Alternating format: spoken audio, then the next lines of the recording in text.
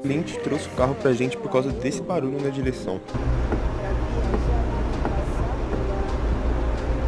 Chegou esse Fox pra gente aqui na loja por causa desse barulho, e o nosso técnico já começou a desmontar os acabamentos para ter um melhor acesso à coluna de direção. Nós sabemos que esse barulhinho pode incomodar muito no dia a dia, e é claro que vamos resolver esse problema para nossa cliente. Com a coluna na mesa conseguimos identificar que ela precisava de lubrificação, e olha só o trabalho que deu só por falta de lubrificação. Tirando o motor e o rolamento, já temos acesso ao local onde vamos aplicar a graxa e deixar tudo como deve ser, sem nenhum barulho. Se você gosta desse tipo de conteúdo, curte e comenta o que você está achando do serviço e segue a gente para mais vídeos como esse. E com a coluna já no lugar, tudo preso, tudo certinho, o nosso técnico reprogramou ela e olha só o resultado do serviço.